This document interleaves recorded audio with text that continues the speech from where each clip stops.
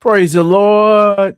Good evening, everyone. Welcome to our special edition of our 3D Bible discussion on a Tuesday night as opposed to a Wednesday night.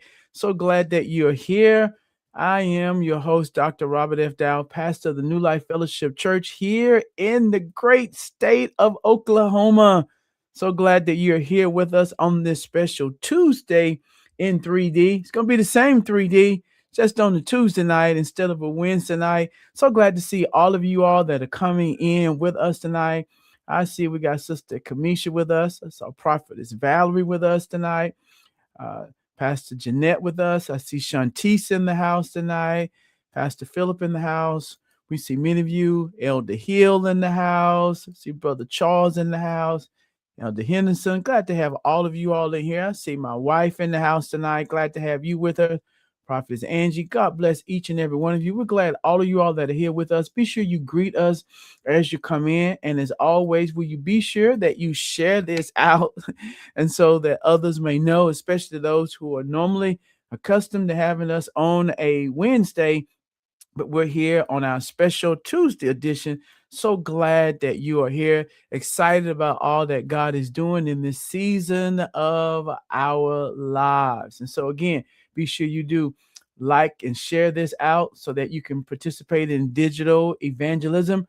You know how our time flies. I believe the time is going to move the same on Tuesday night as it does on Wednesday night. It moves very, very, very fast.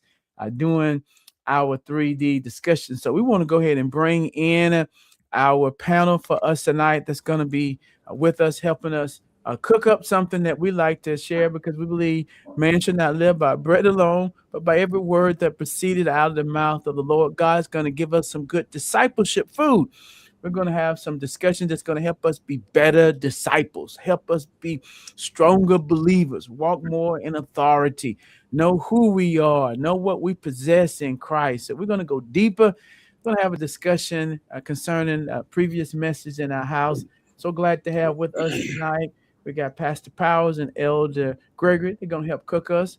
How we doing today, men of God? We'll start with you, Pastor Powers. What it looked like, Pastor Powers, what it looked like tonight. Wonderful day. I'm ready to dive in, but I do got a question for you, Pastor. Okay. I would like to know, are we still slaying Goliath? We praying for slaying Goliath, right? That's still the prayer. We still moving the swing shot. My wrist a little tired now for swinging, been swinging. But we're gonna keep slinging them rocks, man. You can't hit him in the arm, you can't hit him in the ear, you got to hit him right in the middle of the forehead. So he got hit. Hit him in the temple. You got to hit Goliath in the middle of his head. And so we're going to keep swinging. We're going to keep swinging. That's it. So we're going to keep swinging. His name is Goliath for a reason. So we're going to keep swinging. We got three more. We got three more rocks. If we don't hit him in these next three rocks, and then we're gonna have to go find some more in the off season and see can we find a rock to tear him down. And so, but nevertheless, we'll be swinging. So that slingshot. So keep us in prayer. Pray for my wrist. It's sore. It's sore. And so what it look like, Elder Gregory? How we doing tonight? I'm doing great. Had a good day. I'm looking forward to getting into this conversation. And I'm telling you, I'm here with my wife, and I had to console her because she's having a tough time with Goliath. Goliath kind of upset her last night. So it's a tall task, but I tell tall. Extra tall, not tall. Yeah. You mean extra tall, right? Super. I don't know. Like I told her, I said, my team's sitting on, watching the game like us, like we are. So I don't really have a dog in the fight, but I'm with her. I'm supporting her. I'm gonna hold her up. So somebody told us we might just, we've been cheering. So if don't be surprised, Pastor Powers, if we break up with the hallelujah and say, man, are they worshiping there? Break out into worship.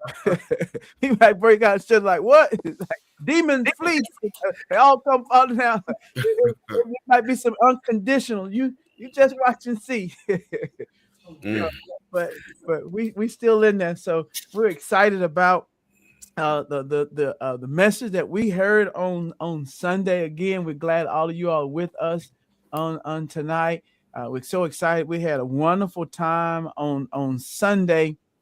Wonderful time on Sunday with Apostle Dexter Howard. He shared with us a word, how to build with fresh oil. That's what Pastor Howard talked about on Sunday. For those that wasn't with us, boy, what a time. Not only was it just the time of the word, but just a special time as we're building with fresh oil. And so we'll start with you, Pastor Powers, tonight. We want to hear from you all as well.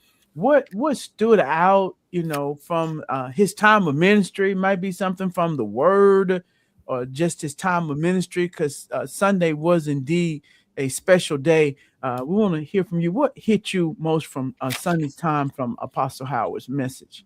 So what a powerful message. And I felt like he was speaking directly to me and through me.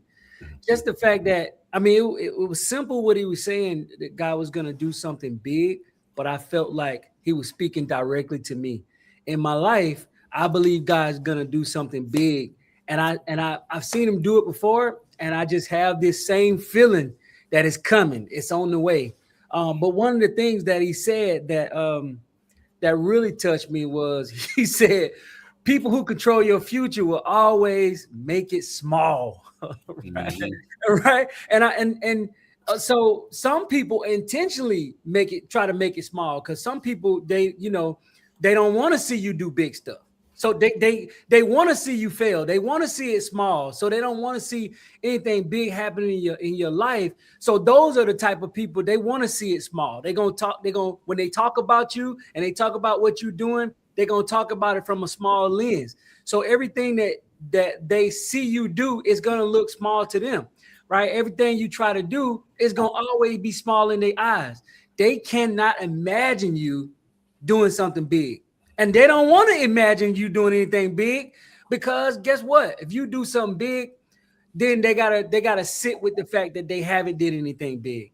And then you got other people like that don't have the capacity to see you in big spaces. They can't see it. And the truth be, if you really think about it, sometimes we can't even see our own selves in big spaces. So how can we, and we're the ones who walking it out, and God gave the big dream to us, and sometimes we can't even see it. So definitely other people can't see it, because sometimes it looks small to us.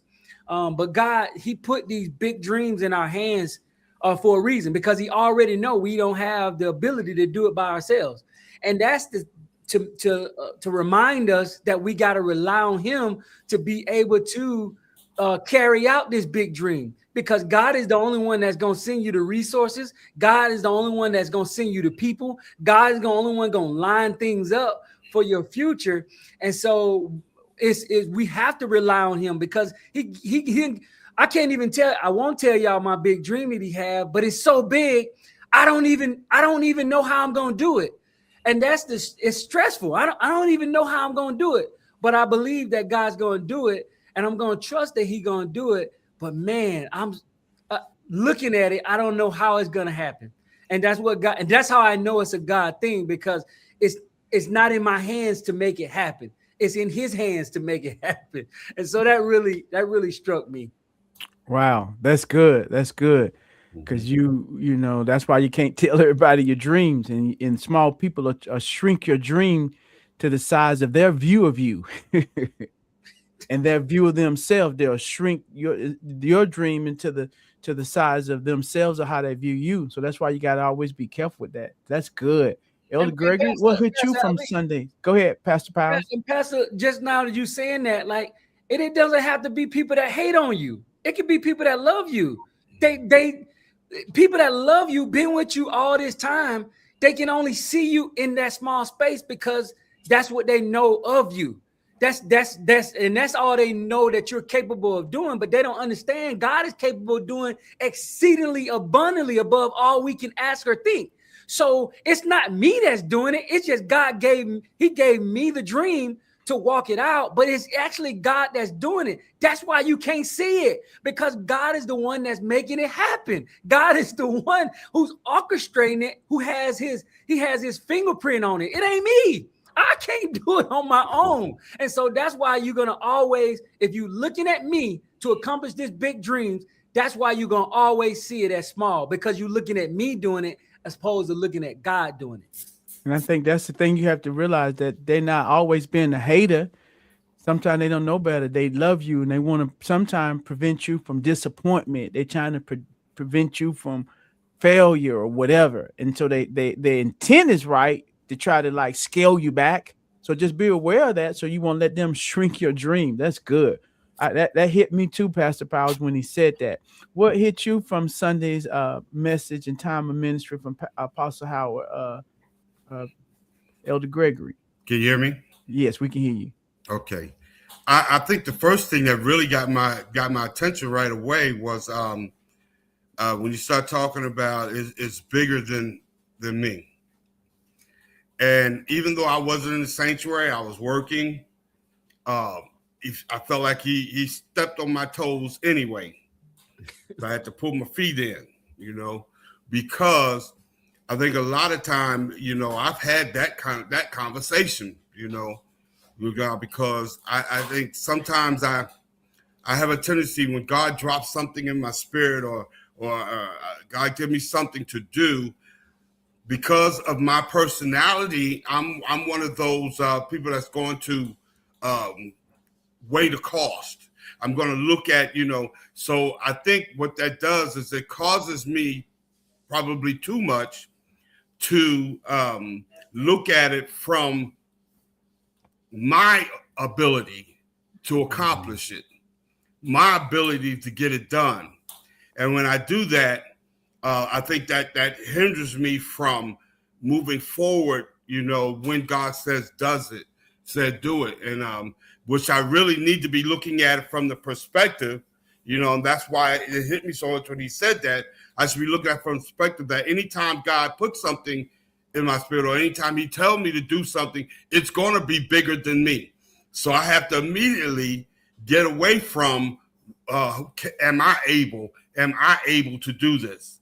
You know what I'm saying? Because I'm probably not, but I have to go with it and allow God to do in me what needs to be done for me to accomplish what it is he has told me to do. So that good. Kind of would stay with me. Got me right away. That's good that it's bigger than you. And I kind of have those same sentiments, Elder Gregory, that hit me, not only when he said it then, but even as I reflected after the message, that is bigger than you, because just that whole service, as we shared Sunday, all of that was just really by prophetic insight, prophetic leading, by, I believe, what was the will of God and the plan of God, the heart of God, all of that. And so much, even in my own mind, where I said bigger than you, Elder Gregory, this was after I reflected upon it, because that service is not something that I really wanted in myself. I didn't desire it, didn't want it. You said, why you didn't desire and want it? Because I felt within myself there really wasn't a need for it.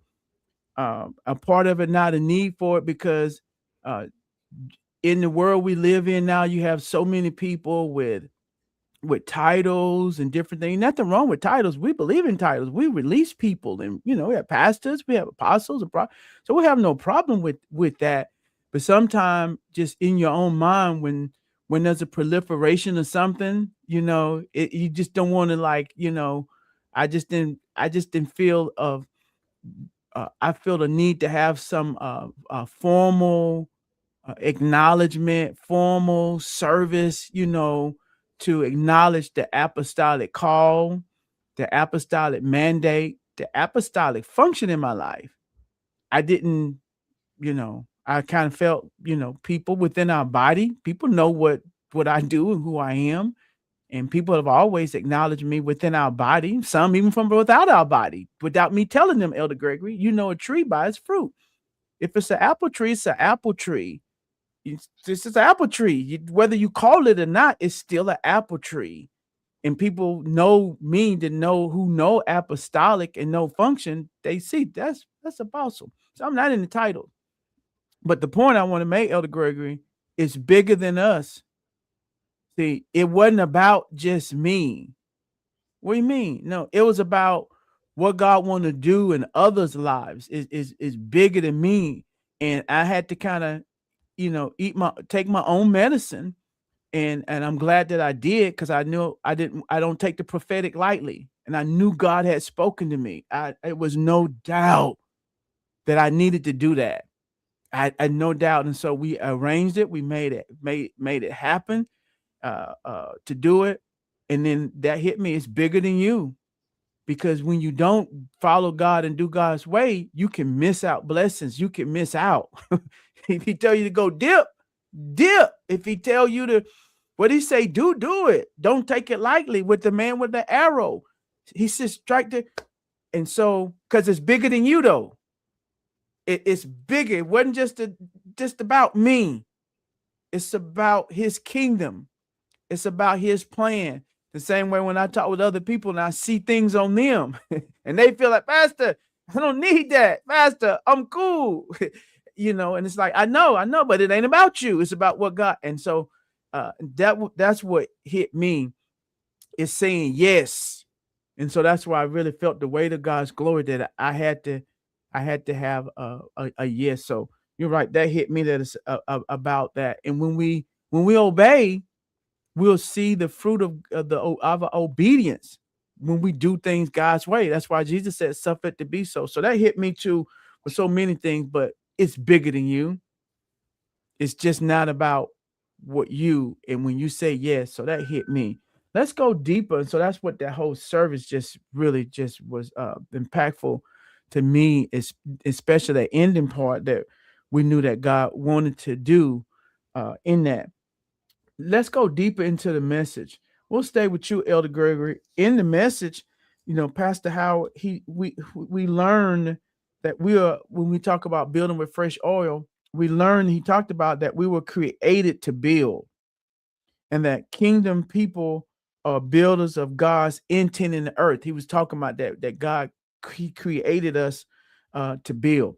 Let's go deeper in it. We want to look at some practical ways when we talk about building. So let's go deeper. Can you share 2 practical ways believers can build for the kingdom? Because it was all about kingdom building beyond just, church attendance and, going to church and we're building our spirit. Right. Let's go deeper. How do we really build how do we really build in practical ways?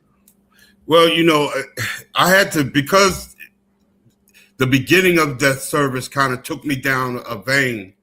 I kind of stayed in that. So it became personal for me. And so when I was looking at this question, in simplest terms, it's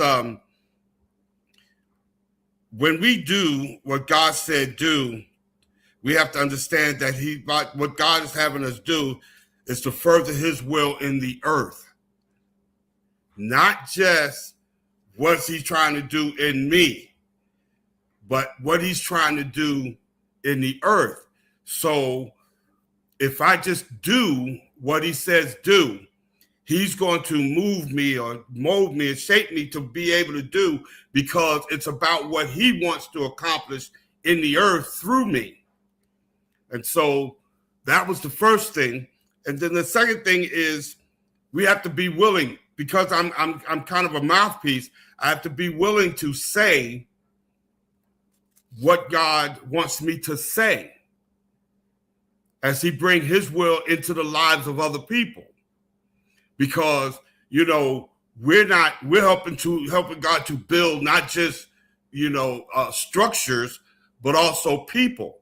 And say, how can they know without a preacher? You know what I'm saying? So we have to be willing to say what God tells us to say when he tells us to say it.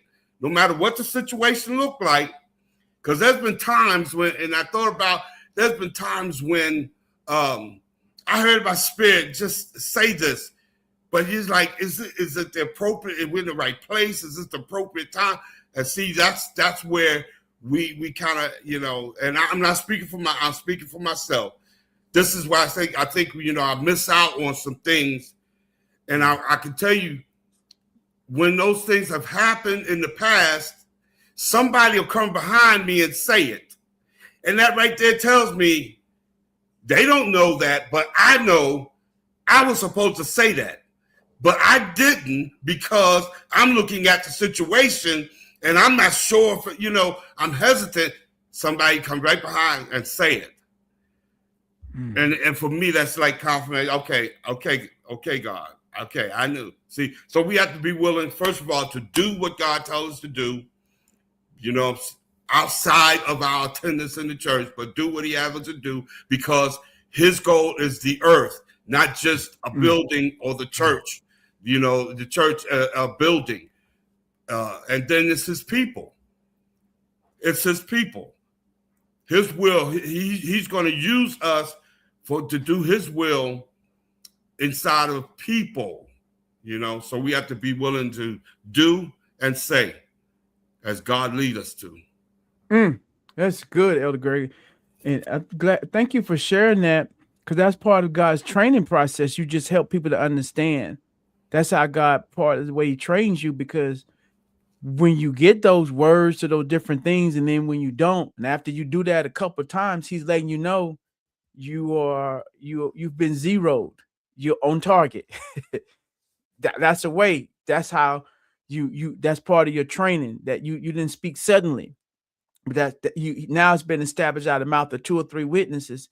So that way you can begin to trust that, because you've seen it. Now, after you've done that one time, okay, after about 2 times, now the third time, you might third might be great. After that, you need to begin to move on it. Now you'll get into disobedience and you'll miss all that God want to do in your life, because it was something that he wanted to do through you that wasn't about you.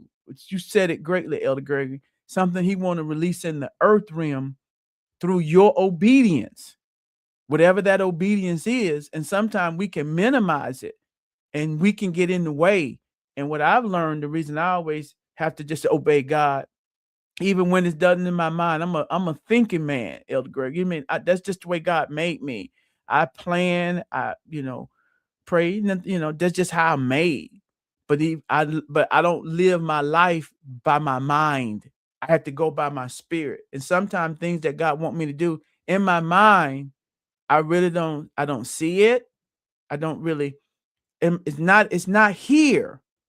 But in here, everything says yes. Everything says good. Everything says green, go, no red, no caution. And not to do that is not to be led by the spirit. It's to be led by your mind, your emotion. Some people are more emotional driven.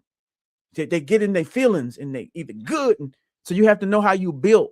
Some people are more, you can't be going by your mind, your thoughts, what you conceive, or your feelings. You got to learn how to live by here and let this be the driving force. And when you realize that, this is the one thing for people to realize, in your obedience, that's where fulfillment comes. See, you're not going to live your best life if you don't have the yielded life. And that yielding is not just about living a life free from sin. It's a life of obedience, Elder Gregory. Whatever he say, do. If he said right, if he said this, it's about not my will, but your will. And that's how you experience your best life, when you begin to live a life of obedience. Thank you for sharing that, Great. That is really good. Let me just say this, though, because it's a growing process. It's a growth process. And I say that because in other areas of my life, I do, for example, something real simple, like if someone comes up to me and, soliciting me for, money, or we had, I think one just last month, someone came and caught us in the store, and he said something about he just needed some food, or He said he needed some pants, a t-shirt, and some socks or something like that. Soap, yeah. So I've grown in that area that I was able to do that. Now I tell you, my wife was looking at me like, she was like, he followed us around the store. But I was like, you know what? This is the deal with that. I came to I got this years ago. If something like that happens, I lean on my spirit. I lean on my spirit. Now, I really don't know what's going on with this person. I really don't know. So if I told my wife, I said, if I get a release in my spirit to do it, I'll do it, regardless of what the situation looked like. So there's areas where I'm strong with that, but there's still other areas to where, I need, we're still working. But when we, say or do, but yeah. So no one is totally one way. There's areas where you're strong, but there's other areas where you still need work, where you still have to realize that, hey, it works the same way. If God tell you in the middle of a grocery store, say this to a person, you have to be in a place where you just do it. Don't second guess it, just do it. And so, it's like I said, it's a growth process, No, thank you for sharing that, Greg. I think this is really how we 3D when we break it down, because what you are sharing is we're helping people understand just because you're strong in one area don't mean you're strong in all areas. And a great sign of maturity and emotional maturity, your emotional quotient, is self-awareness. It's being, what do you mean self-awareness? Like the opposite of self-awareness is the person who sings on the American Idol who can't sing at all, and they don't know they can't at all, and everybody else knows it, and it's like you kind of like you're a joke because you have no awareness. So that's the sign of maturity, when you can self-evaluate. So that's maturity, Elder Greg, that I'm good in this area, but it don't mean I'm good in all areas in that, following the spirit. And by doing that, now that's most of the battle now, because most people, they're not aware of that. So by you doing that, that can heighten that. And when you said, I never thought about it in them terms, Elder Gregory, but now you just helped me to see it. I knew it, but I never put language to it. That's how I am now. I can see it. It's like that strength in following here versus here. Remember, I said, I'm gonna follow here, but where you just helped me to put it in labels to it. When it comes to things about me, like sometimes if people want to, just how I'm built, if I love to give, and I seen a lot of time, because I see pastors or leaders who have my position, they abuse it because people give us our hearts. They'll abuse it with people's time, make them do errand boys, errand women, just do stuff. They abuse it with money and taking, and they kind of take advantage of that, because pastors, God gives us a gift and we bless people. People want to I want to be a blessing to my man, woman. And so I've seen that, and God said the greatest should be the servant.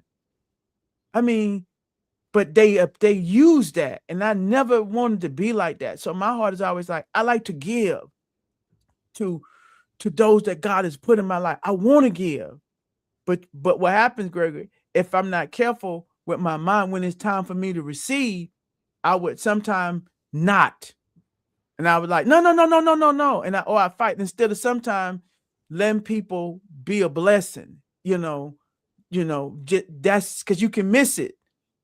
When anything about me, that's why Sunday, I know the other people, it's like, oh, Sunday really was a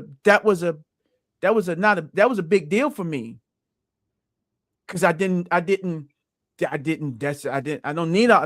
all that. I just I'm who I am. I'm not about it. I don't need no new title. That's why they're about, I'm pastor. I'm apostle. I don't run from that. I embrace it. People call me that.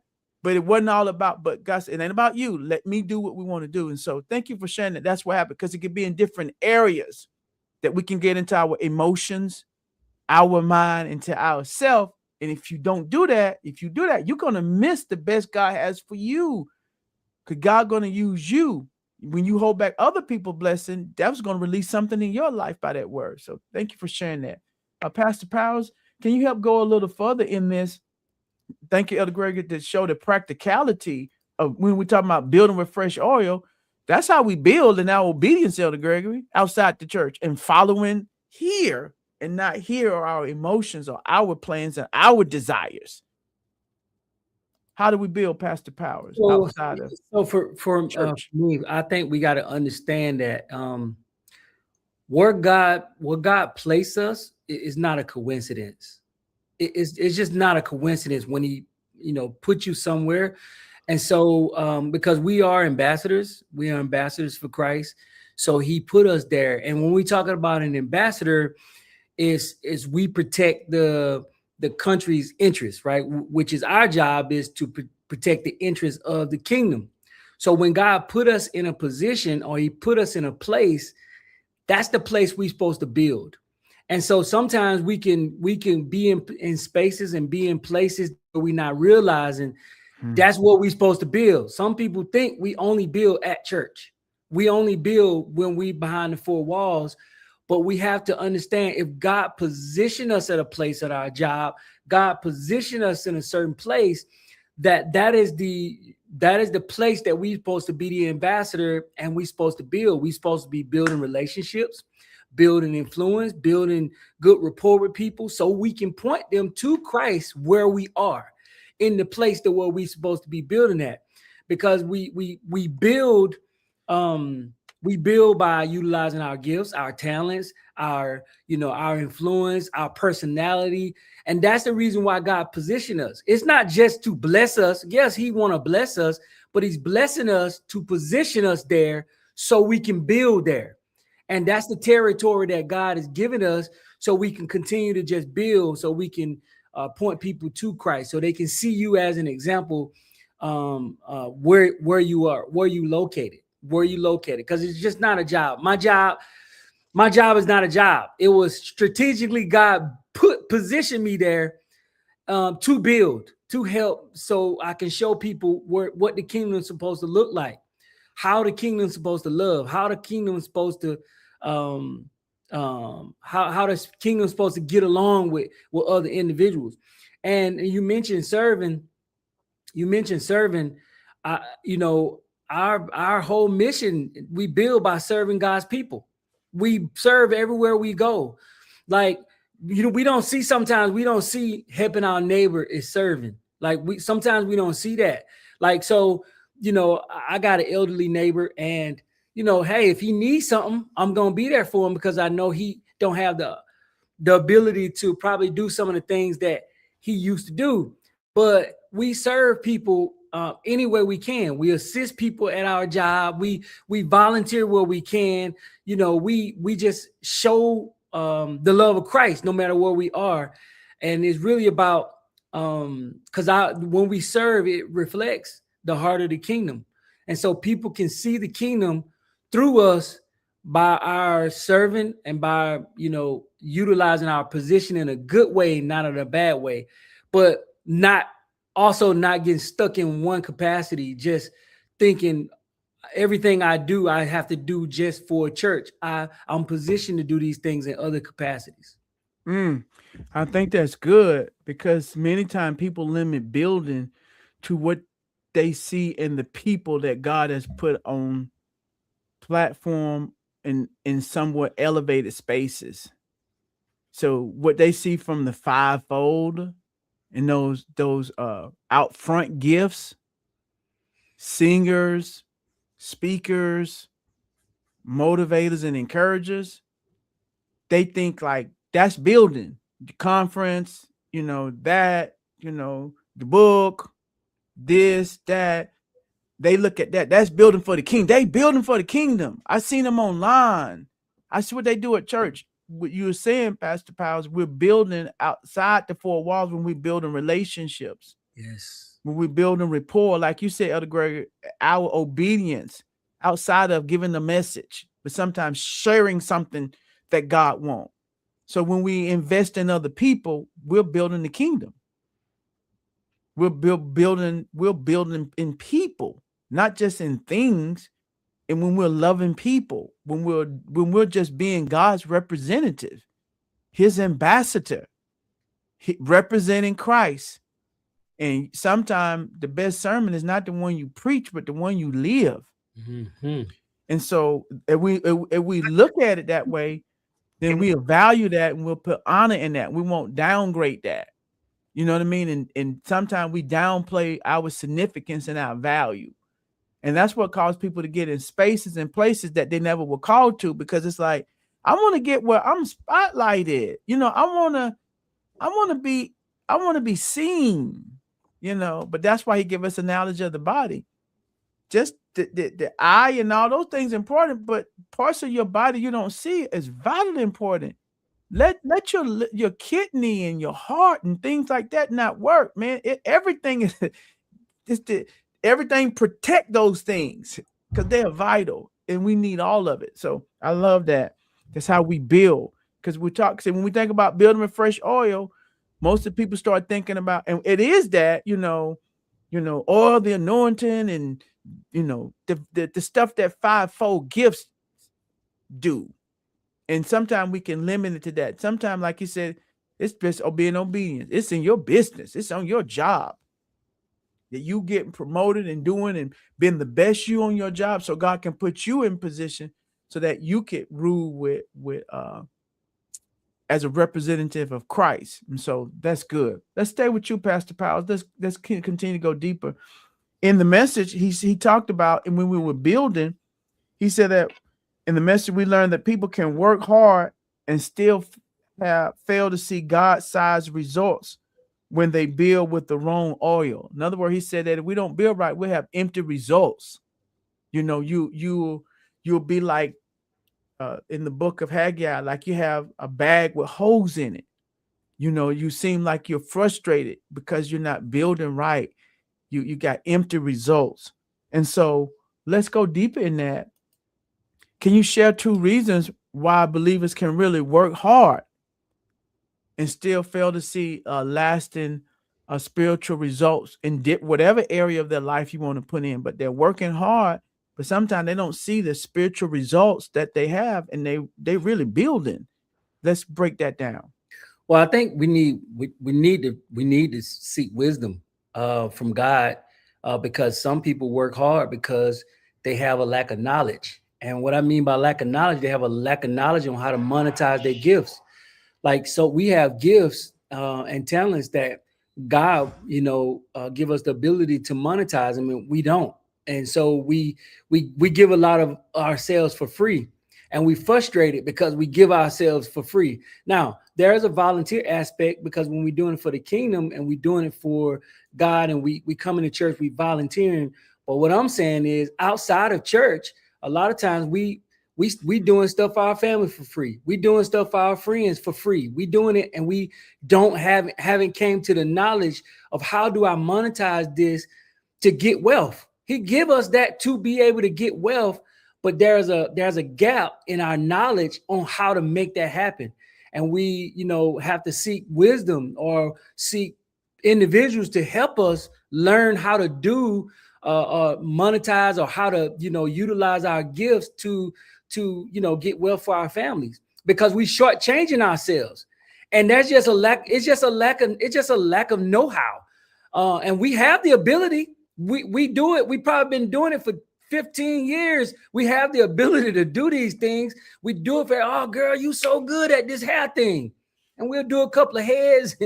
And we'll do things and come through for people, and then we frustrated because it's like, I did that, but I didn't get what I was worth, because we don't know how to get what we was worth, and we don't know the wisdom in doing it. We haven't searched out the right people that can help us to be able to do that.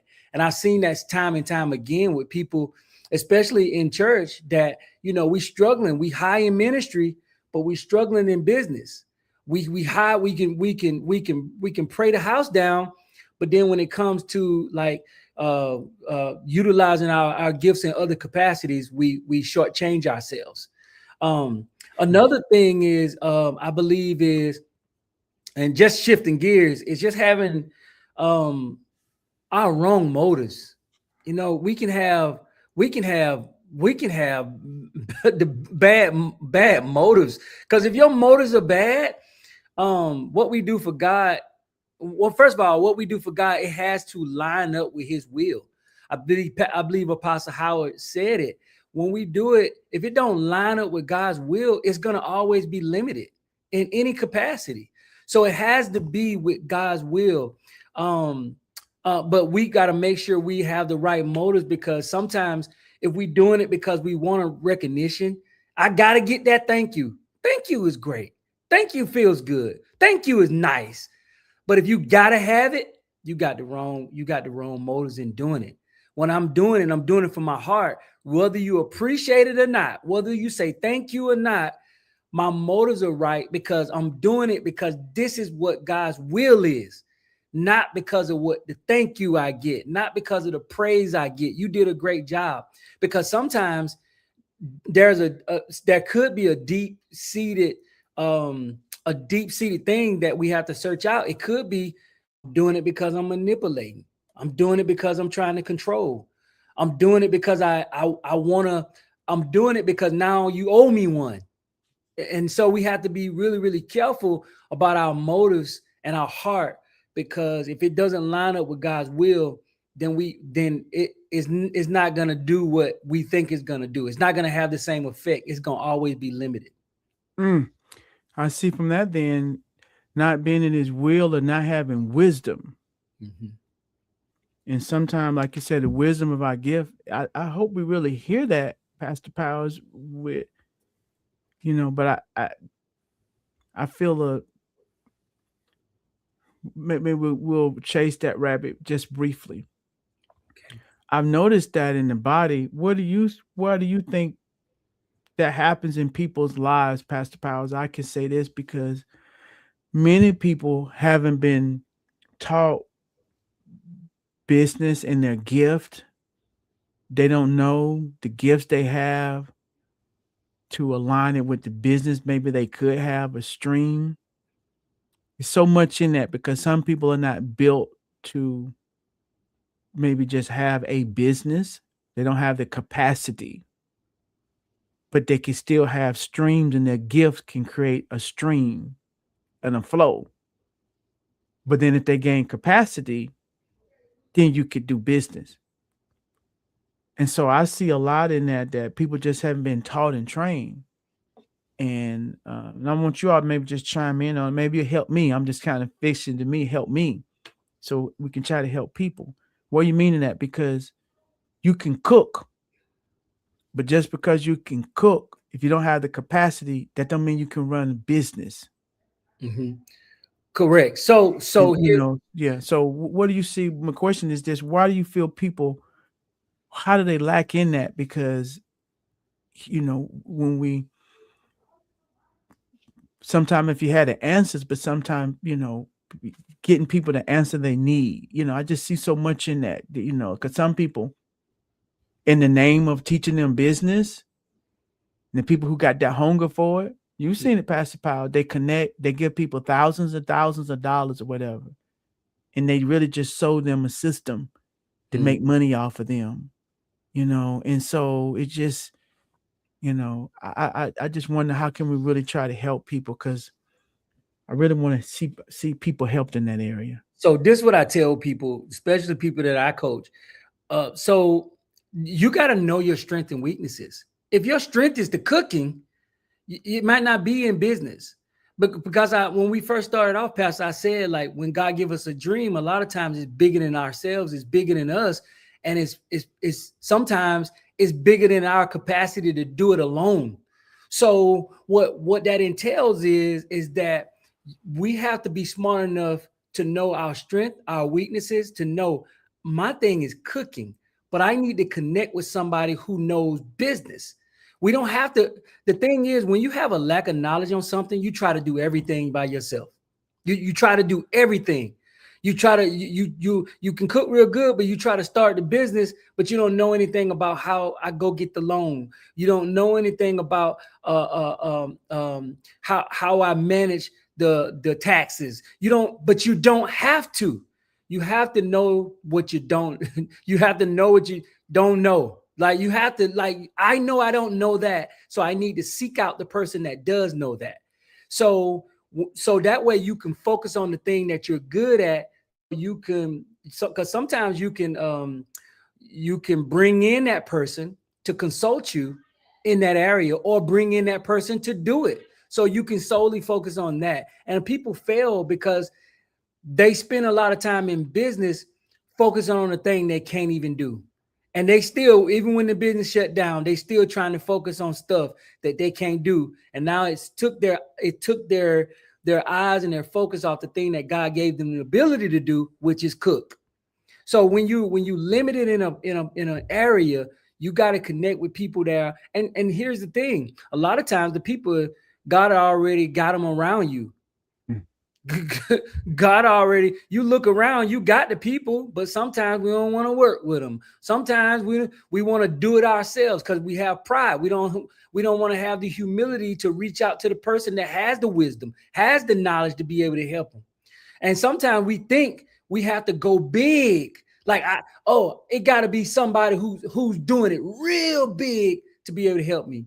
Pastor, right now, like, first of all, like, our Authors Academy, I ain't sold a million copies, but I can go help somebody in what I've learned. I can help somebody with the knowledge that I have.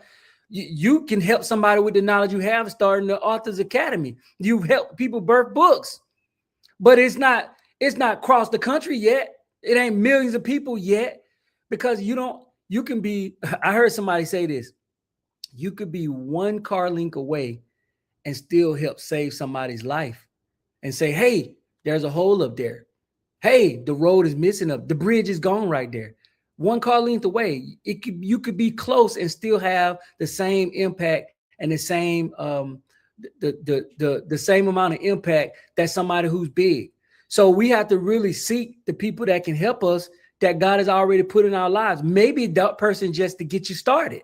And then when you elevate, then God will send you somebody else who can take it to the next level. But the thing is you got to know that you may not have the capacity, but you don't have to do it all by yourself. That's good wisdom. Good. Elder Gregory, good. Anything you want to chime in before we go a little further? Yeah, matter of fact, he brought some stuff back to my remembrance. 40 plus years ago, when I was a young soldier, young sergeant, about the beginning of the 80s. There was a sergeant major that told me, he was talking to me at one point. He said, you don't have to know everything. He said, but as an NCO, you need to be resourceful. You need to find the answer, be able to find. So you have to seek out. And I'll tell you what that did for me, because in the job that I had, my MOS, my crew, we had a lot of communications equipment. Now, that wasn't our main job, but it was a part of our job.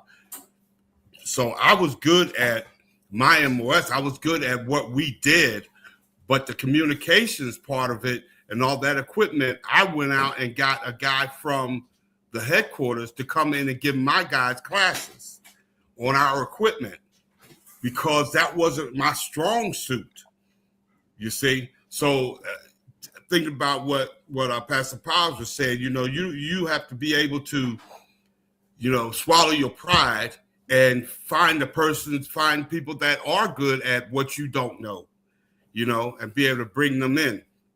And I'm going to stay along that line because he kind of hit on something. This was my second point, but I'm going to flip it to the first one because it's kind of where he was earlier. It was saying, you can be working really, really hard. Like you said, you can be working hard, but is what you're doing, is the heart of God in this? See, if you could be working hard, but if the God's heart is not at the center of it, then you're going to work hard, and you're not going to see the God, big results like that, because you're not, because you got the wrong motives. You got the wrong motives. I don't know, whatever it is, whatever reason why you decided you're doing it, if it's not being successful, you need to check your motives. Check if God is in the center of this or not. So that was my second point, but he kind of hit on that. So I said, well, let me go ahead and flip that. But the first thing I thought about was this. You'll be working hard, but you have to, if you're not seeing the big godly results, then ask this question: am I still on track with God's blueprint for this? Because sometimes this is what happens. God may not give you the whole thing at one time. He might give you a part of it, and you start running with it.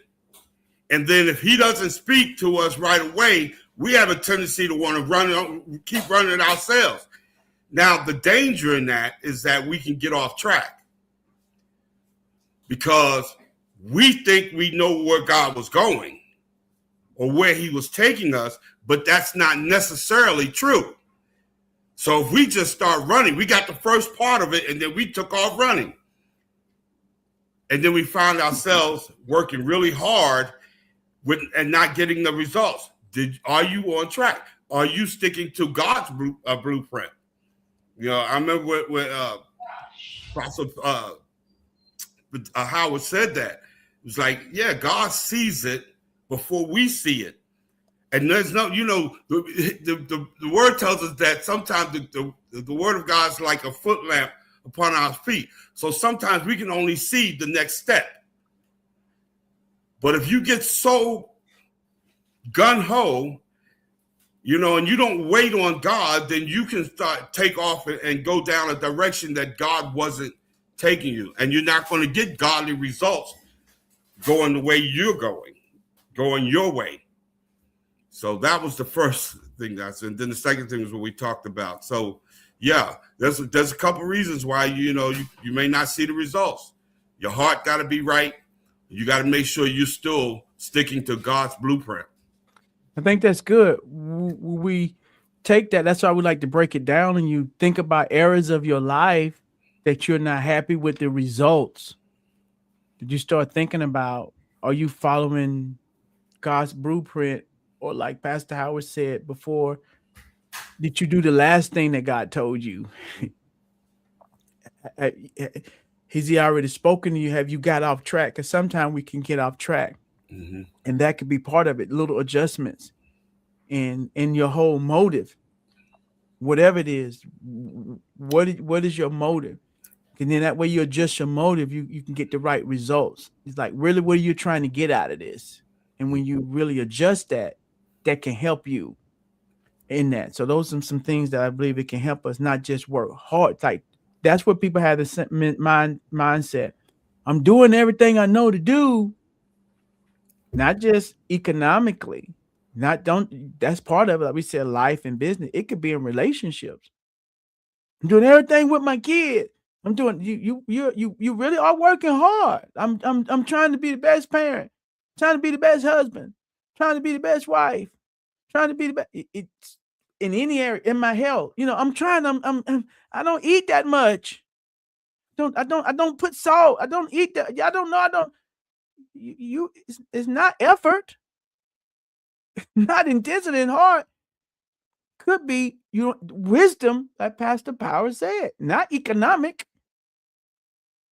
but calorie count, saturated food count, carbs, when you eat, what your body not good for your body, hidden sugars, exercise, heartbeat rate. You walk a lot, but you don't know that you have to have a certain amount of cardio for it to work. Variety. Your body has gotten used to what you do, and it's not working.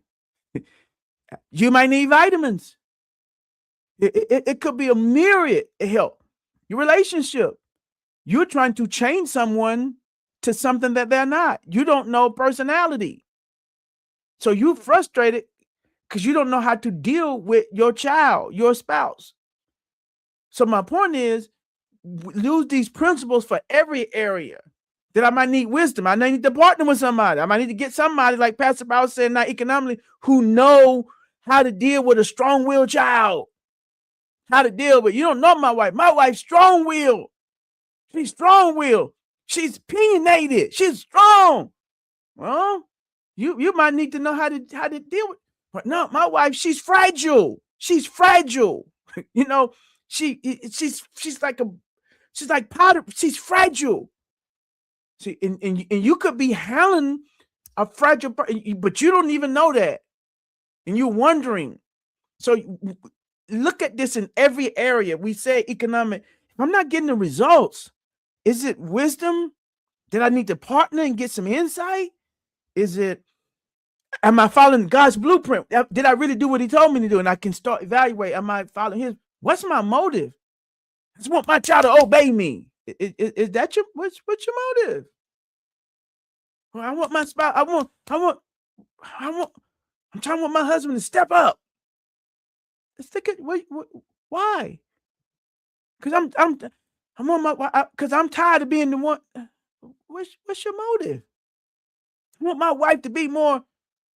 And when we start digging deep in those things in every area, you can get some good results. I'm telling, because this is food for our soul, not just in one area, because it's a principle that you can apply, but you have to work it though.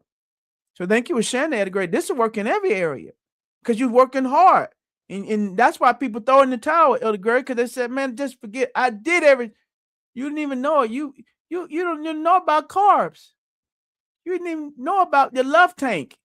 You don't put nothing in your spouse's love tank. And you're making withdrawals and you didn't put nothing in the tank. You didn't know their language. But you were doing everything you knew to do, but you wasn't speaking their language.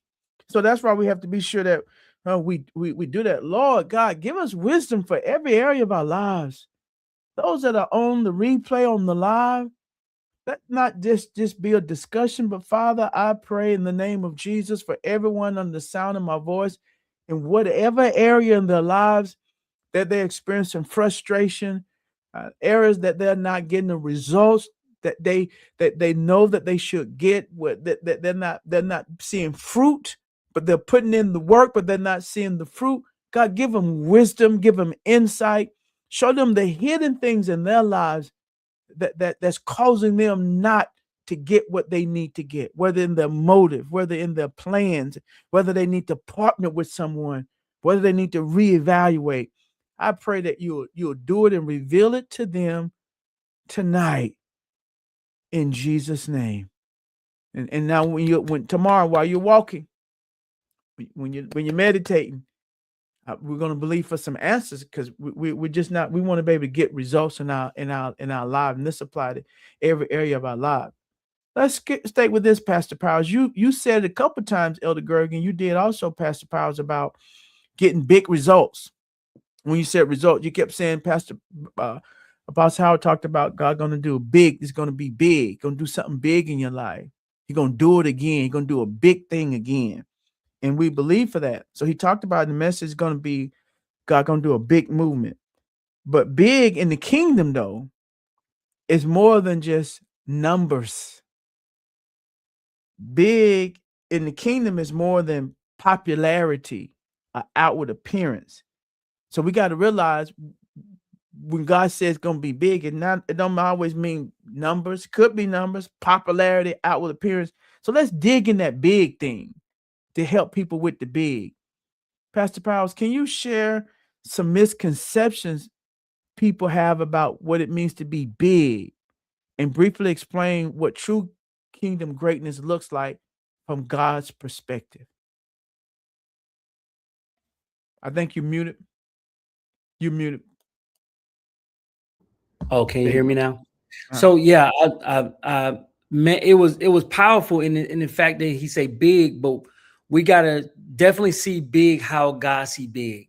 It's not in size, and that can mess us up a lot of times because people think, you know, people can think big is based on like how big of a title I have, how big of a promotion that I have.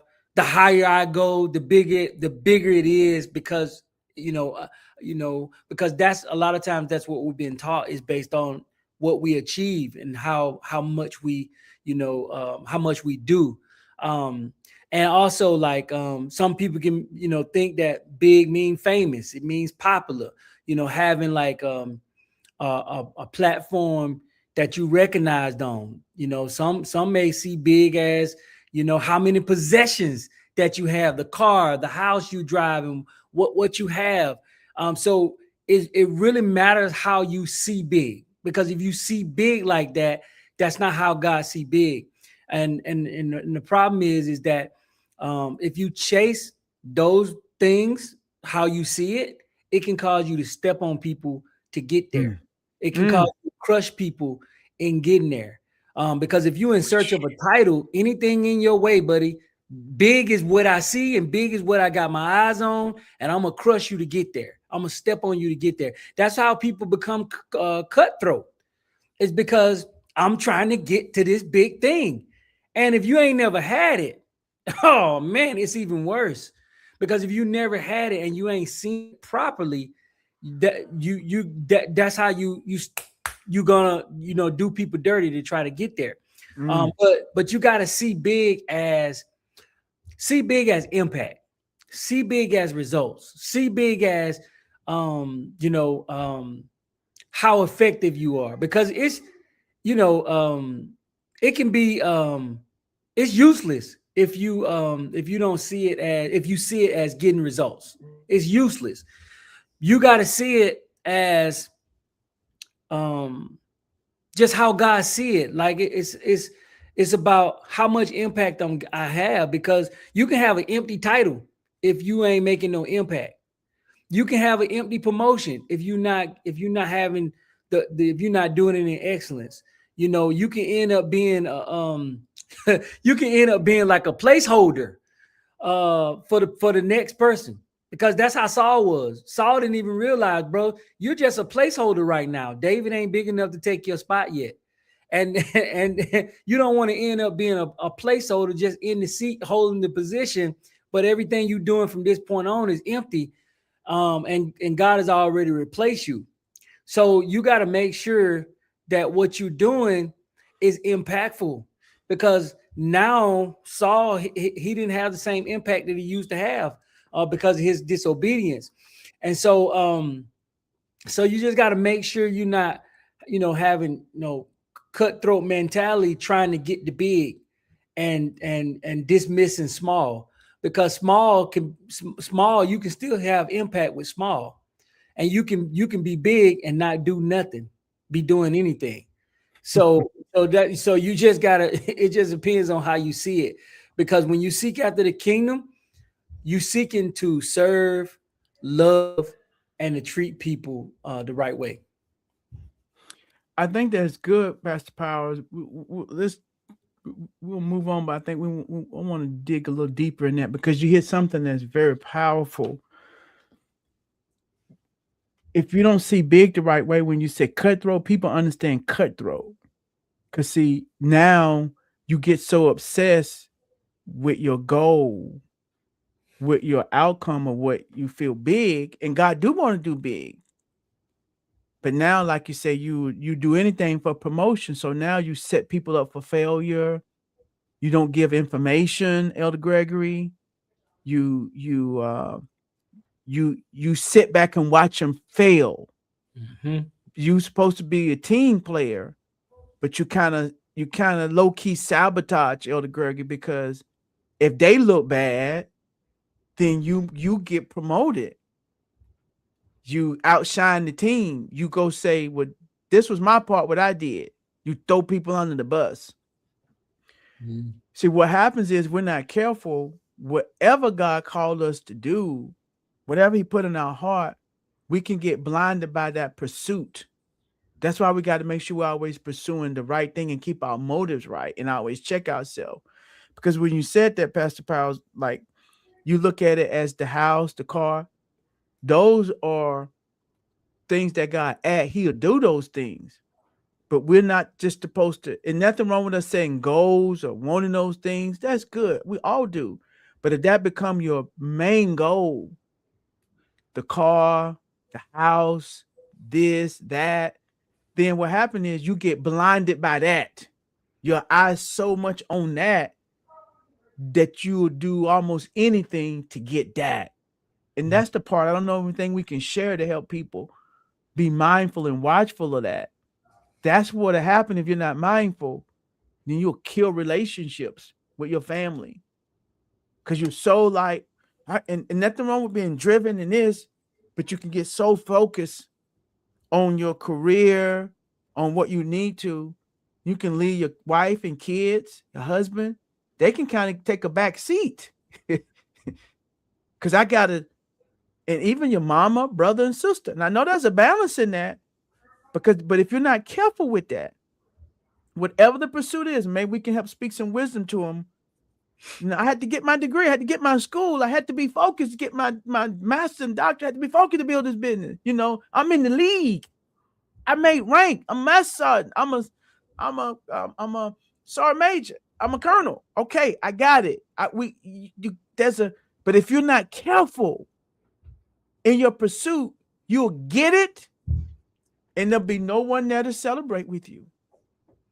You'll get it, and you'll be alone, because if you're not careful, that's why we want to help people. We want to be driven in mode, but if you're not careful, like with those motives, and be mindful of that's it. Thank you, Lord.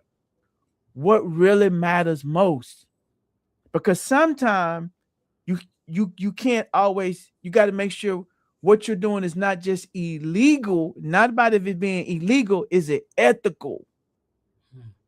It could be legal, but is it ethical?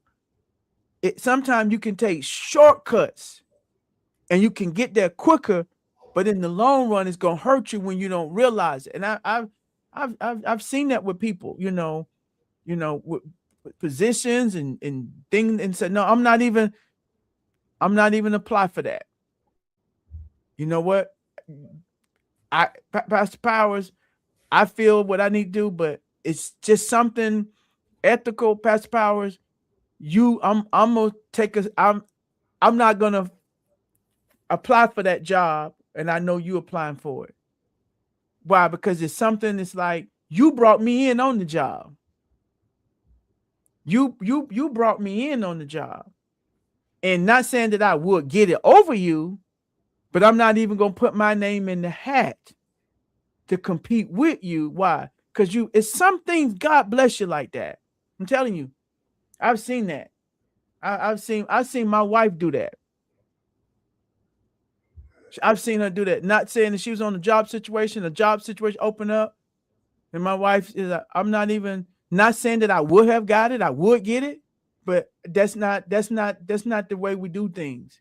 I won't compete against this person for this position because that kind of reason I'm here. And sometimes you got to realize that. Can you speak to that, Elder Gregory, Pastor Powell? Because I think we want to help people in that. We know cutthroat, but sometimes that's how we lose family. And in the end, you got there, you took a shortcut, but you got so engrossed with big that you left bodies along the way. And so we want to always be mindful of it. Anything y'all can share to help people not make those mistakes. Well, and that's the thing. I think I'm gonna get to the two things that I thought about, but just from that, everything that legal doesn't mean it's right. And you have to understand that part of it. It might be legal, but it may not be right. It may not be the right thing to do, morally or ethically. But I think we were talking about misconceptions. So I was looking at this, and I was before you go in there, and anything you want to say on that, Pastor Powell, then we'll let you give your two in there and helping people, Pastor Powell, because I see that the cutthroat, but I've seen that mistakes. I've kind of made that mistake before in my past because I'm a very driven person, with ministry and life, with relationships, that I was so driven that I was so much on the goal that I did things that was right, but in retrospect, I should have had a different perspective. And I think sometimes people miss that they miss things. Anything you want to just say, then we'll hear Elder Gregory to help people with that, because I see that mistake so often. And once you blind it, you're blind. It's kind of like you said it this way, Pastor. It's kind of like once you locked in on it, now it's because you want what you want, and you're gonna do what you're gonna do if you're not realizing, because you locked in like the bulldog. Yeah. It's almost like lust. It's you. So you want it so bad, you don't care who you hurt. I want it so bad. God said I can have it, but it's not that you can't have it. It's the how. It's the how you get it. It's if you had to crush somebody to get it, that's what make it wrong. Because you can still get it, but you have to get it the right way. You can still do it, you have to do it the right way. You can still have a relentless pursuit, but you have to have balance in your pursuit. If there's no balance in your pursuit, then there's a misbalance, and somebody's gonna get mistreated, hurt, stepped on, stepped over because of your lack of balance. Like you was talking about with family. If your pursuit is so relentless, you'll go to work, come home, and you'll be working until you 12 o'clock, go to bed, ain't even spoke to everybody in your household. It's because there's you out of balance. You don't have a cutoff time. You got to say, hey, let me get some balance. I know I got to get this done. I want to do it, but they cut this off at 8 o'clock because I have other things that I need to be doing. And so your pursuit, you can have your pursuit, and so you can be so focused in and so keen in to where nothing else matter, and nobody's feelings matter, nobody else's nobody, whatever other people don't matter, because now it becomes selfishness. It becomes like, hey, I want this so bad, and so you'll do anything to get it, including competing with people, including competing with your own family. I've seen a mother and daughter that's in my family that the daughter came to the mom and said, hey, I'm gonna apply for this position. And the mom went and applied for the position and got the position and cut the daughter because she wanted it so bad, to where she got the position over the daughter. Ruined the relationship because of that. You got to have balance. The pursuit cannot be bigger than the balance. And sometimes you got to look at the bigger picture. It don't mean like, well, I got to take a step back, whatever. Don't mean it's not wrong or right. You gotta look at sometimes the bigger thing, and that's how you got to tap in, Gregory, in spirit. And I remember my wife in that situation, that it wasn't even like a debate, and it's like, I'm not even applying for this. They brought me in on this. Not saying that I would get it, just not the thing that you do. You don't do things like that. You don't. You gotta be mindful of some things. You just gotta know, like that. Pastor Power is like, well, the mom, I wanted the job, but sometimes you gotta know, or like it's just not a good thing to do. But if you locked in, you can't really say that the mom was wrong. It's not, it's not immoral, but you missed the bigger picture. And so that's the good thing. You got to be mindful in your pursuit of big. Now, will you help us, Elder Gregory, chime in on that? I mean, step on your thoughts, but I wanted to kind of help people in that, because you'll end up alone. Yeah, you're right. Just in the question, there's three things that I want to pull out real quick. Big, kingdom greatness, God's perspective. Those are important, because I think some of the misconception is when we start talking about God doing something big, I think sometimes we can get confused. And I think Pastor Powell said, kind of hinted to it before, we can confuse big with famous. See, we can confuse doing something big with becoming famous, or even being big, being wealthy or rich.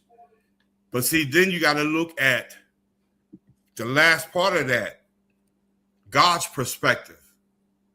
We got to look at God's perspective, because God's perspective for big has to be the same as yours, or you're at risk for chasing fame, chasing fortune, chasing these things. And once you get caught doing that, that's where you get in trouble. That's where you get in trouble. So the thing is this: God's perspective, big, God's greatness doesn't mean you have to be famous. Famous, those are two totally different things, because God's greatness, he created all of us to be great. So that means my purpose, me walking in my purpose, what he created me to do, makes me great. But that may not make me famous. You see, so if you start looking, if you just think that big mean famous, then you could have a problem. You can get off track. You can start looking, or it may not mean I'm going to be wealthy. God's promise is that he'll provide all our needs. You know, God is going to take us. He's going to prosper us, right? But it didn't say that he's going to make you rich or wealthy. What is greatness in the sight of God? When you're walking in your purpose and you're doing the things that God has called you to do, you're walking in greatness. Because there's nothing greater than God's purpose for you. There's nothing greater you can do than do what God created you to do. That's greatness. So we have to make sure that when we talking about big, talking about greatness, that these things line up with God's perspective, kingdom perspective. I think that's good, Elder Gregory. The balance of that is this, that with the wisdom you're speaking of is that those things, like Pastor Power said, the home, the cars, the house, the money, those are kind of like a byproduct, right, of being big. Those things don't make you big. Because what happens, what do you mean? They're a byproduct. If it's being popular, famous, all those are byproduct. Big is in God, in purpose, in pursuit, and becoming what he wants you to become. Now, what happens when you, and through wisdom, when you get those byproducts, this is the test. I'm glad you said that, Elder Greg, is this, that when you get those things, whether it's fame, whether it's money, millionaire status, six-figure status, you got more than enough, you in abundance, super abundance, you will have those things, but those things won't have you. See, you'll have you had a house and all that, but that won't be your identity. And I love the way Juan said it. It goes right in that what you said there, Elder Greg, and it connected, because I love this statement. It said you must have big humility, so big elevation won't go to your head. See, because when God elevate you, see, if you really big, it's not about like you're Elder Gregory, you are a 4-star general. Be my little general. You a 4-star general. You're not a brigadier. You know what that means? If you're a brigadier, you're a lieutenant general. My God, do you know what that means to be a? You see, if you have it, that stuff won't have you. But if you don't, you'll think you God. You'll get a God complex. My point is, that's why we want to make sure, going back to you say our motive, and we serve God. Then when we have those things, because not that God don't want you to have them. When you have them, they won't have you. And guess what? The thing that's I've seen it happen in so many people's lives, they get to that place called there, whatever they were pursuing, and one of the worst things can happen, you get there and you accomplish it all, the top of your mountain, then you'll realize that only what you do in Christ and only what you have in God satisfies. That's why actors, professional athletes, people who make millions, people who get popular, people who seem to have it all, that's why a lot of times they go to drugs, they go to stuff because there's an emptiness that they realize I reached the top of my mountain. And then they go to another mountain and they'll tell you this stuff really don't satisfy. They get into humanity, want to give back into God because they realize, see, there's a part of you that only fulfillment come when it's not about you. That really is really fulfilled totally in Christ, but they try to do it through other ways. Why? Because they empty with their goals. And so not that God don't want you to have those things, but then when you get there, it won't have you. And then the other thing, you'll be able to enjoy the journey till you get there. You won't be holding your breath. You enjoy the journey until you get your house, your car, everything that you're believing for. You'll enjoy the journey. When you get there, you'll say, yeah, I'm thankful for this, but this joy that I have, my millionaire status didn't give it to me. This joy that I have before I became all this rank, before I got to see, before all my multi-business, this joy didn't come from that. I had it when I was in the efficiency. I had it. Why? Because big don't have me. And that's the thing about you won't even appreciate it when God take you where you won't, because your perspective of big is not what God's perspective is. So you won't even be able to appreciate where you are. You see, you have to, it says we have to be content. I heard it say like this, you don't have to be satisfied, but you need to be content. You see? So you want to be able to be content if you can't appreciate where you are because you thought you were supposed to be famous or you thought you were supposed to be, and those things are fine. Those things are fine. But is that what God have you? Because I'm going to tell you something. You can have all the riches and you can have all the fame and none of it mean anything when it comes to kingdom greatness. Nothing. And that's why they're empty. That's why they commit suicide. That's why there is no fulfillment unless you're actually in your purpose. And then you'd be surprised. You don't even have to have all those riches. You don't even have to have all that fame, but you're content and you're great. You're walking in your purpose and there's a fulfillment that's there. You're complete. See, yeah. And we're not saying that God won't give you. We want to give you wisdom so you'll be able to have both. But this is the thing. You're right, Elder Greg, and we'll move on. But what happens is, I've seen it because I've been around it. This is what happened. You know how when you become like that, you'll never have enough. Once you get one, whatever it is, you're gonna want more of it. You're gonna want your next mountain. Because if it's not about God and the true bigness, it's gonna always be something else. Like, well, I dominated football, Pastor Powers. I've been the #1 football player. I'm the GOAT. Now I got to do it in business. So you on a perpetual rat race. It ain't about the money. Now I got to make 3 million. And I'm not saying you don't do that, but that can't be your driving force, because then you will never have peace. You'll never live the God kind of life. You've been duped and you're on a perpetual rat race instead of finding God's race. And that's how some people, they're constantly chasing the rabbit. They think when they get 6 figures, they think they're going to be happy. 6 people tell you that just means bigger bills. See, when you get 6 figures, you just got bigger bills.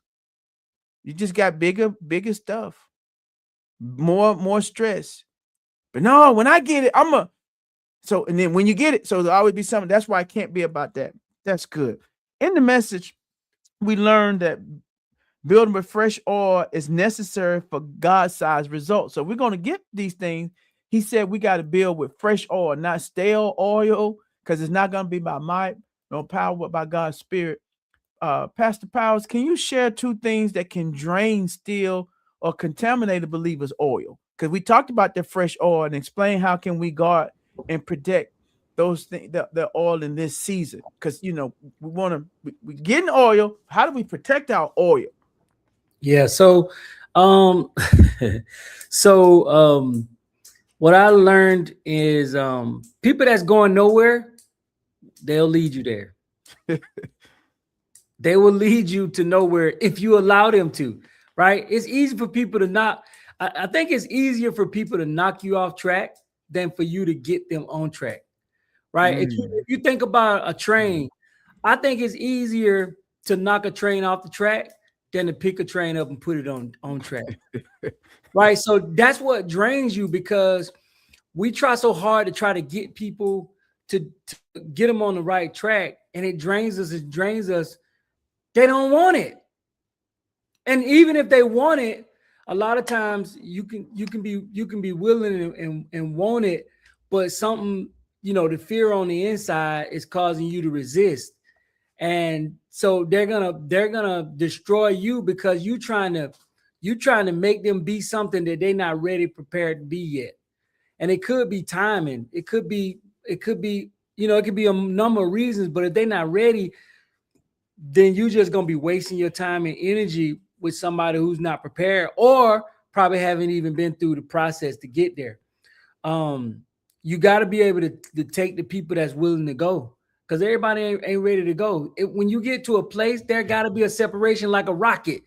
I think I heard you preached on that one time, Pastor. Like when a rocket get to a certain atmosphere, the bottom of the rocket, it disconnects, right? It can't go. Everybody can't go with you. Everybody can't go where you go. They can't go to the stratosphere with you.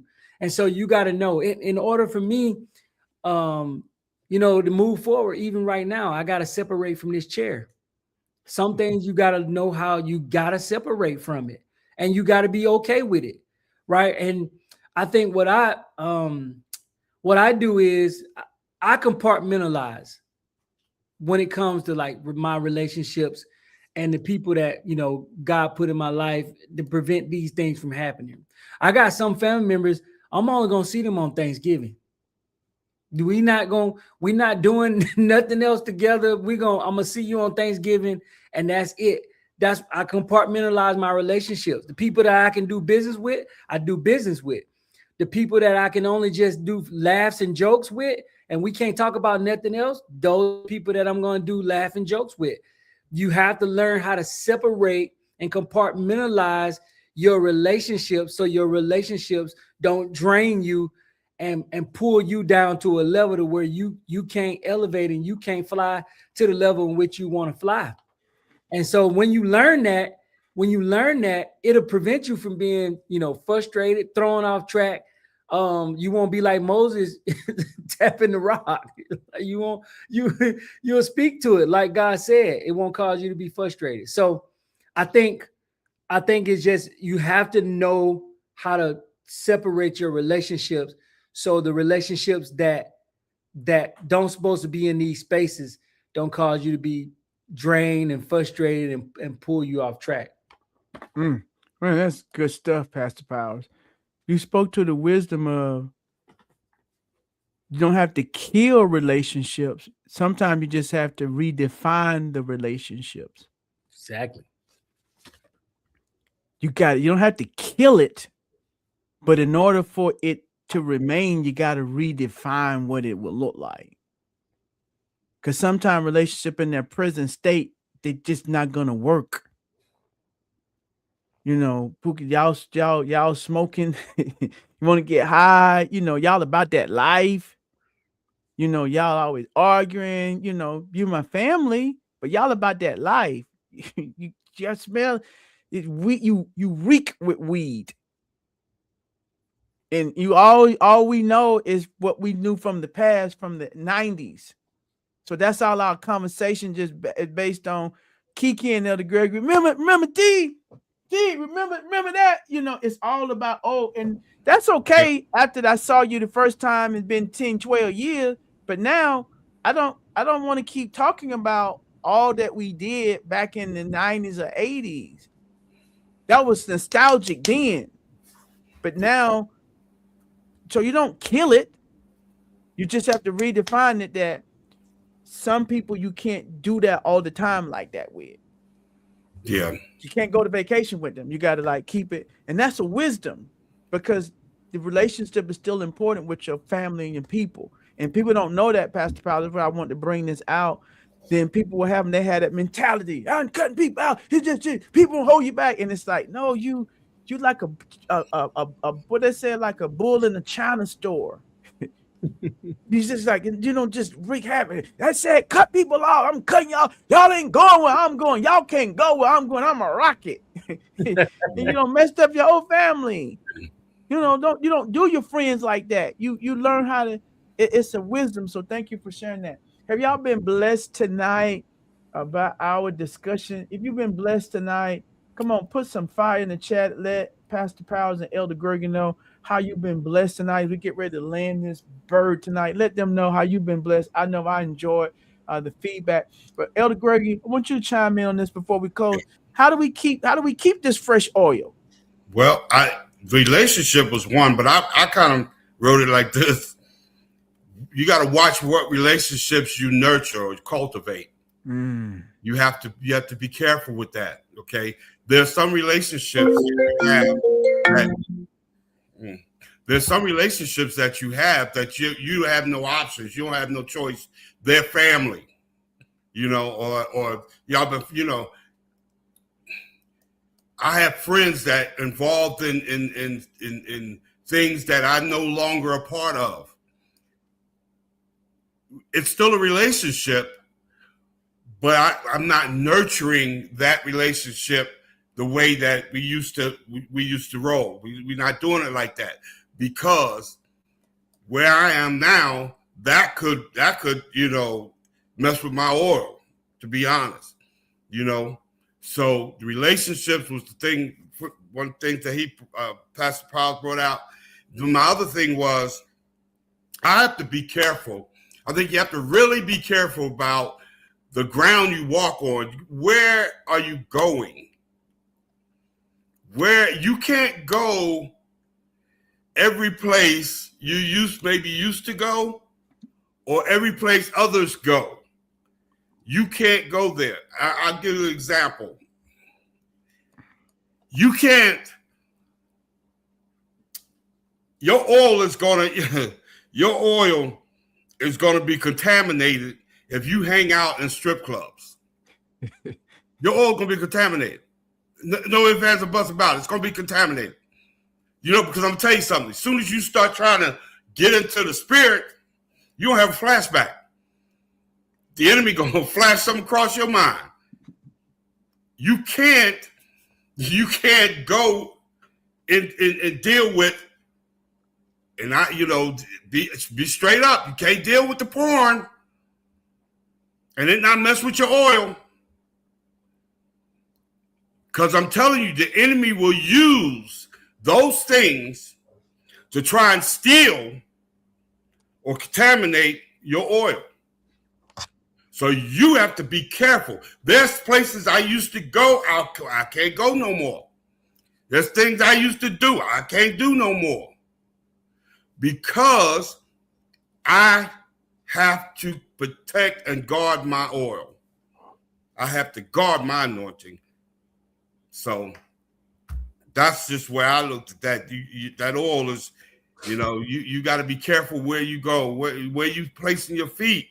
Where you put yourself, what situation you put yourself into, because it could steal. It said the enemy comes to steal, kill, and destroy. So if you putting yourself out there, and I hear people say, you trying to save somebody, you mess around and lose yourself, trying to save somebody up in that strip club, because especially if you used to be there. The enemy know. Or he's going to bring all that back to your remembrance. He's going to bring all that back. And all those thoughts, no ideas, they'll come back. You thought you buried that. But it'll rise up out of that grave if you start hanging out and doing those things. And some people, that relationship, some people, that's what they want to do. They always want to take you back to where you used to be. So I got a cousin right now. He calls me, and I love him. We grew up together. So he grew up. He knows my how can I say my street nickname from back in the day. And every time he calls me, and I'm reluctant to even call him back sometime, but every time we talk, I have to remind him because he calls me that. And I'm saying, no, man, he's dead. He's gone. But I have to, Cheryl, my wife will tell you, I have to remind my cousin that every time. And he don't mean no harm. But that's how he remembers you, you know. And some people always want to keep you where you all used to be. It's good wisdom, Elder Greg. I really believe you help somebody because it might not be the strip club. It might be that. It might be the porn, but it might be some places where at some friend's house and all they do is cuss, or their conversations that they have. Their conversations are raunchy or not godly. You know what I mean? It's adult rated with ladies. It's adult rated conversations. You know what I mean? The conversation, what they talk about. But those your friends, those your peers. You know, you like hanging with them, but that'll mess up your oil. So you really somebody need to hear this, because you'll be in church worshiping, crying at the altar on 3D Bible discussion, but then there's other places that you're around, but you like them and you quote unquote want to witness to them, but like you said, then it'll contaminate you. So you got to be able to still be able to hey, we went to the movie, and then now y'all, I can't go to you all. It said, well, nothing wrong with the club. The club is good. See, but it's the environment. It's what they're talking about at the table. It's what's in the song that they're singing, and you like the beat. The song is good. It's good. You can't be listening to that and singing that. That's gonna mess up your oil. And that's when you got to know. We go to the movie. I went to her birthday party, but I can't stay now because y'all going, and I can't. I dance to the wobble. I dance to the where them fans at, but I can't. That other song that got too much cussing in it. And y'all, no, I can't. Y'all, no, and you know how to do it because you was that. I'm telling you, Elder Greg, you help somebody, because that's how people lose their oil and they lose their effectiveness, because they never separate themselves in the proper way. So thanks for sharing that, Elder Greg. And that's how you will never become, and you'll live that dual life, and it'll pull you back. What a great discussion we had tonight. We pray that you've enjoyed it. We've definitely enjoyed it. We look forward to our next time on next Wednesday. We look forward to being with you on next Wednesday in our 3D Bible discussion. We're back to our regular time, our regular station. We pray that you all have a blessed evening, and we look forward to seeing you on Sunday. God's going to have some great and powerful things for us. You don't want to miss this Sunday. And keep slinging that swing shot, all you Oklahoma people. We're going to get a hit. So keep swinging the slingshot at Mr. Goliath. Good night, everybody. We'll see you on our next time together.